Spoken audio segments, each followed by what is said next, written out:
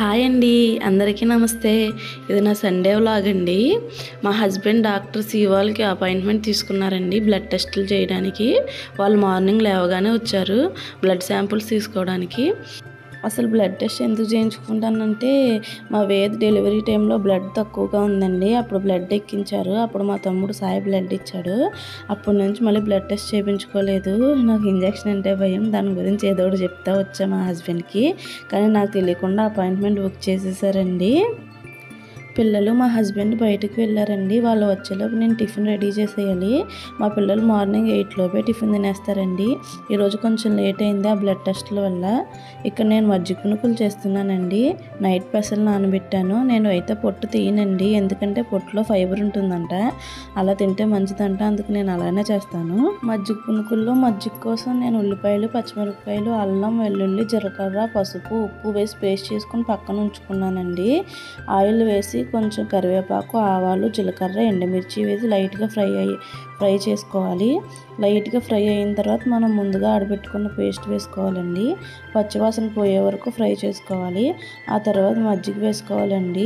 Taste చేసి కొంచెం salt ఏమన్నా తక్కువ అయితే వేసుకోవాలి. పిండి ఈ విధంగా మెత్తగా ఉండాలండి. ఆయిల్ మరిగిన తర్వాత పునుగులు వేసుకోవాలండి. నేను పిండిలో అయితే సాల్ట్ వేయలేదు. సాల్ట్ వేస్తే మజ్జిగ తొందరగా పేల్చదండి. మనకి ఎంత సాల్ట్ కావాలన్నా మజ్జిగలోనే వేసుకోవాలండి. ఇలా అయితే 10 or 15 minutesలో మనకి మజ్జిగ అంతా పునుకులు పీల్చేసుకుంటాయి. ఆయిల్లో తీసిన వెంటనే మజ్జిగలో వేసుకోవాలండి. అలా అయితే పునుకులు తొందరగా పీల్చుకుంటాయి. మా క్రియాన్స్ పాలు, పెరుగు లాంటి డైరీ ప్రోడక్ట్స్ ఏం తినకూడదండి. ఎందుకంటే వాడు కొంచెం హైపర్ అయితే వాడు ఒంట్లోనే చాలా ఎనర్జీ ఉంటుంది, అందుకు తినకూడదు. దాని గురించి అని చెప్పి వాడికి విడిగా పునుకులు కొంచెం సాల్ట్, జీలకర్ర వేసాను. మా పిల్లలు, హస్బెండ్ బయటికి వెళ్ళి అయితే వచ్చేసారండి. వచ్చిన వెంటనే వేదైతే పాలన్నీ పోగొట్టేశాడు. పిల్లల బట్టలని నేను చేత్తోనే ఉతుకుతానండి, ఎందుకంటే బాగా మట్టి చేసుకుంటారు. ఉతికిన తర్వాత వాషింగ్ మిషన్లో వేస్తా. ఏంటో అండి, సండే అస్సలు ఖాళీ ఉండదు నాకు. మిగిలిన అన్ని రోజులు థెరపీకి వెళ్తున్న గురించి ఏమన్నా పనులు ఉంటే సండేనే చేసుకుంటాను. మా హస్బెండ్ ఈరోజు రొయ్యలు బిర్యానీ చేయమని రొయ్యలు తెచ్చారండి.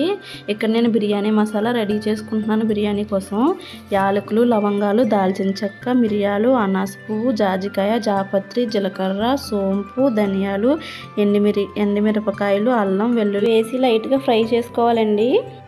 గ్యాస్ ఆఫ్ చేసే ముందు 1 టేబుల్ స్పూన్ గసగసాలు వేసుకోవాలండి. అవి చల్లారిన తర్వాత ఒక మిక్సీ జార్లోకి తీసుకుని కొబ్బరి పొడి, బిర్యానీ ఆకు వేసుకొని పౌడర్లా చేసుకోవాలి.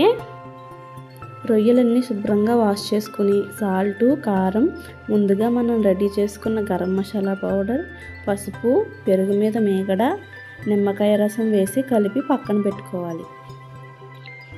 బిర్యానీ చేయడానికి నేను కొంచెం ఆయిల్, నెయ్యి వేసి హీట్ అయిన తర్వాత బిర్యానీకి కావాల్సిన స్పైసెస్ అన్నీ వేసానండి. అవి లైట్గా ఫ్రై అయిన తర్వాత ఆనియన్, మిర్చి వేసా. అవి వేగిన తర్వాత ముందుగా మనం మ్యారినేట్ చేసి పెట్టుకున్న రొయ్యలు, కరివేపాకు వేసానండి. నేను బాస్మతి రైస్ 1/2 hour ముందే నానబెట్టి ఉంచానండి. 1 గ్లాస్ బాస్మతి రైస్కి 1.5 గ్లాసు వాటర్ అయితే వేసానండి. ఎందుకంటే బాస్మతి రైస్ మనం ముందే నానబెట్టి ఉంచుకున్నాం కదా, వాటర్ అయితే సరిపోతాయండి. కొంచెం కొత్తిమీర, పుదీనా కూడా వేసుకోవాలండి. సాల్ట్ సరిపోకపోతే సాల్ట్ కూడా చూసుకుని వేసుకోవాలి. వాటర్ మరీ ఎక్కువైందంటే బిర్యానీ అంతా మెత్తగా అయిపోతుందండి. మనం ముందుగా నానబెట్టుకున్న రైస్ అయితే వేసుకోవాలండి. రైస్ వేసుకున్న తర్వాత గ్యాస్ అనేది లో టు మీడియం ఫ్లేమ్లోనే ఉంచాలి. హై ఫ్లేమ్లో పెట్టకూడదు, బిర్యానీ అంతా మాడిపోతుంది. ఉడకదు కూడా. సండే అయితే మా పిల్లలిద్దరిని మా హస్బెండే చూసుకుంటారండి. నాకు అస్సలు కుదరదు. ఏమన్నా పనులు ఉంటే నేను సండేనే చేసుకుంటాను. బిర్యానీ అయితే ఉడికిపోయిందండి. గ్యాస్ ఆఫ్ చేసేసుకోవాలి ఇప్పుడు. టేస్ట్ అయితే బాగా వచ్చింది బిర్యానీ. మీరు కూడా ఇంట్లో ఒకసారి ట్రై చేయండి వీలైతే. ట్రై చేసి మీకు ఎలా వచ్చిందో కామెంట్ అయితే చేయండి. మేమైతే ఇంకా లంచ్ చేస్తున్నామండి. వేదు బిర్యానీ ఎలా ఉంది?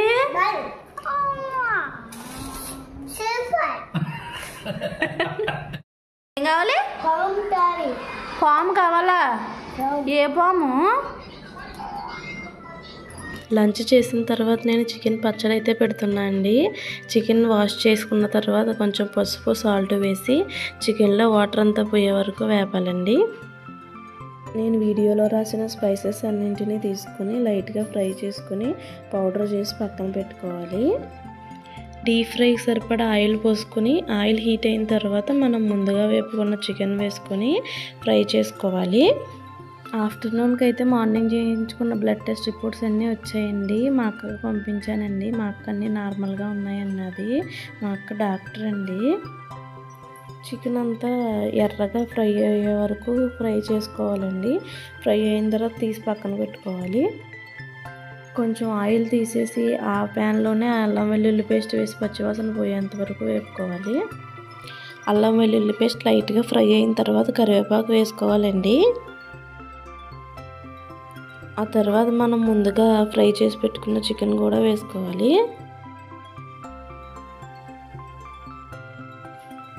కారము, సాల్ట్, మనం ముందుగా ప్రిపేర్ చేసుకున్న గరం మసాలా పౌడర్ వేసుకొని చికెన్ బాగా ఫ్రై చేసుకోవాలండి.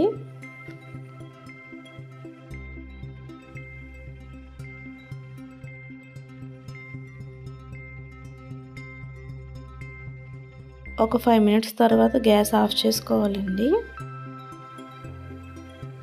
చికెన్ పూర్తిగా చల్లారిన తర్వాత నిమ్మకాయ రసం పిండుకోవాలండి. వేడి మీద పిండకూడదు, చేదు వచ్చేస్తుంది పచ్చడి అంతా. ఇక్కడ నుండి నా వ్లాగ్ వీడియో రికార్డ్ చేయడానికి నాకు కుదరలేదండి. సండే అంటే అంత హడావిడిగా ఉంటుంది నాకు. ఈ రెసిపీస్ అన్నీ మీరు ఇంట్లో ట్రై చేసి ఎలా ఉన్నాయో నాకు చెప్పండి. ఈ వీడియో కనుక నచ్చితే లైక్ చేసి, షేర్ చేసి, సబ్స్క్రైబ్ చేయండి. థ్యాంక్ యూ ఫర్ వాచింగ్ అండి.